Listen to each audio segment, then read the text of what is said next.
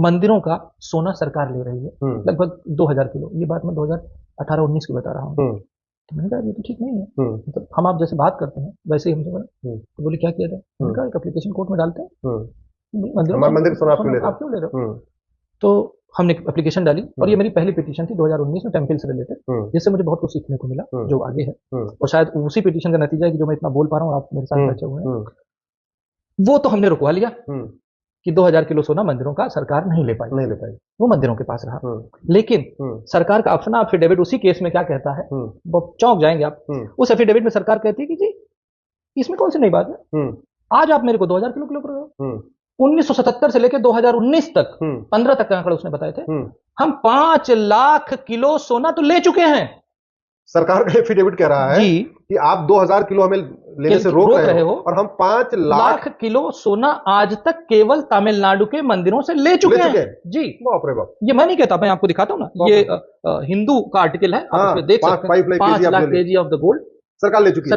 एक राज्य तमिलनाडु, सिर्फ तमिलनाडु और तमिलनाडु के मंदिर, तमिलनाडु के मंदिर। ठीक, फिर मुझे ये सुन के तो फिर मैंने लगा कि ये तो मतलब सरप्राइज क्या रहा कि जब मैंने अब इसको स्टडी करना शुरू किया तो तमिलनाडु सरकार ने दूसरे केस में, वो एक केस फिर हमने और किया, उसमें उनका एफिडेविट था कि मंदिरों की व्यवस्था को लेकर के, तो बोले मंदिर तो चल नहीं रहे हैं। और उनका दूसरा एफिडेविट क्या कहता है कि तमिलनाडु में 11,999 मंदिरों में एक शाम पूजा नहीं होती, 12,000 मंदिरों में पूजा नहीं होती, एक बार होती है, एक बार होती है। ये कह रहे हैं उनके पास इंफ्रास्ट्रक्चर नहीं है।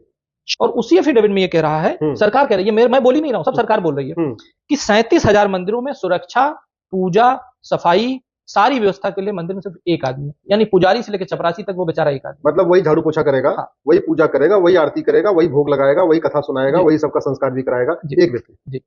जबकि सरकार उसी दौरान 5 लाख किलो सोना ले चुकी है। नहीं डॉक्टर साहब, मैं तो देखिए, हम तो चूंकि घर, मेरा सबसे बड़ा कंसर्न है जो कन्वर्जन हो रहा है और तमिलनाडु में बहुत बड़ी मात्रा में हो रहा है।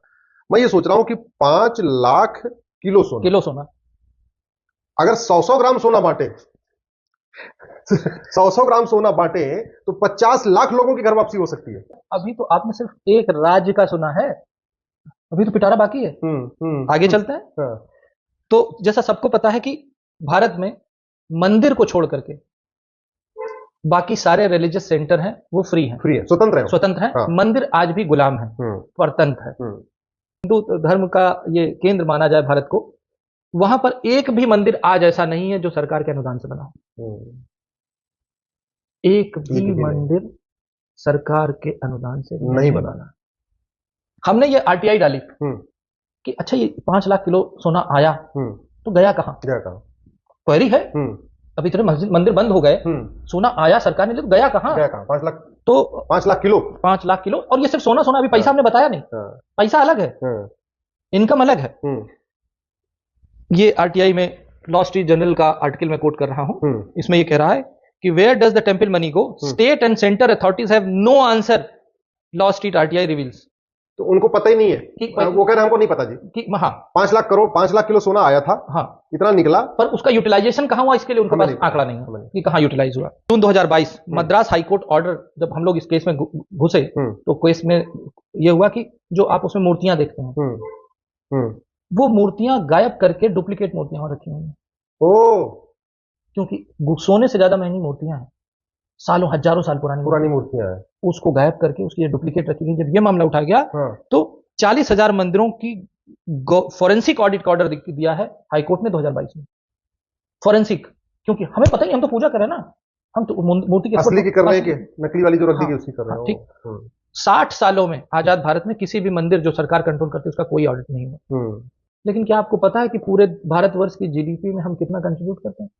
भारत की जीडीपी में हम एक ऐसा अकेला धर्म है या धर्म संस्थान है या वो न्यूक्लियस है, सनातन धर्म मंदिर हमारे जो मंदिर है जो भारत की जीडीपी का 2.35% कंट्रीब्यूट करते हैं। ये मंदिर इकोनॉमी से सरकार को मिलता है, 2.35%, लगभग 2.5% हो गए। और ये आंकड़ा है जो भारतवर्ष के हेल्थ बजट से ज्यादा है, भारतवर्ष के एजुकेशन बजट से ज्यादा है, जो भारतवर्ष का डिफेंस बजट है लगभग 2.5% का, उससे थोड़ा सा कम। इतना मतलब ये हुआ कि जो वैष्णो देवी पे लोग इतना सब चढ़ावा चढ़ा रहे हैं, या तिरुपति पे इतना चढ़ावा चढ़ा रहे हैं, या सिद्धिविनायक में चढ़ा रहे हैं, या जो बड़े बड़े मंदिर, हमारे बड़े प्रोमिनेंट मंदिर है, तो लोग चढ़ा तो रहे हैं अपने भगवान को, श्रद्धा के, और सरकार उसको ले रही है, वो सरकार के पास जा रहा है। और वो हिंदू धर्म के हित में, हिंदू धर्म के प्रचार प्रसार के लिए खर्च भी नहीं हो रहा है, वो पैसा वहां जाते सेकुलर हो जा रहा है। हाँ, सेकुलर हो जाता है। तभी तो मैंने पूछा यूज कहाँ होता है, तो उनका जवाब नहीं था। अब आप लेटेस्ट देखिए राम मंदिर, उसका जो क्वांटम था वो 5,450 करोड़ था, जबकि राम टेम्पल ट्रस्ट ने मना कर दिया था पैसा मत दो। ठीक बात है, मना किया। और एक चीज बता दूं, ये 5,450 करोड़ रुपया जो है, ये उस साल के भारत के डिफेंस बजट से ज्यादा था। तिरुपति बालाजी से हर साल 3,023 करोड़ रुपए सरकार के पास जाता है। वैष्णो देवी से 2,000 करोड़ रुपए हर साल जाता है। अंबाजी से 4,000 करोड़ रुपए जाता है। द्वारकाधीश से 1,200 करोड़ रुपए जाता है। सोमनाथ से लगभग 1,200 करोड़ रुपए जाता है। गोल्डन टेम्पल से 690 करोड़ रुपए जाता है। ये हकीकत है। और जो गोल्ड का जो डोनेशन होता है, ये तो पैसे, जो मैंने पैसे बताए, गोल्ड का डोनेशन जो एवरेज देखा गया है, मैं 2 मंदिरों का बता देता हूं। जो तिरुपति बालाजी में लगभग हर साल 130 किलो सोना डोनेट होता है, और शिरडी के साईं बाबा जो कहे जाते हैं, वहां पे हर साल 380 करोड़ रुपए, 380 किलो सोना डोनेट होता है, और ये सरकार के पास जाता है। और ये जो भी डोनेट हो रहा है, ये हिंदू धर्म के प्रचार प्रसार के काम में कोई नहीं आ रहा है।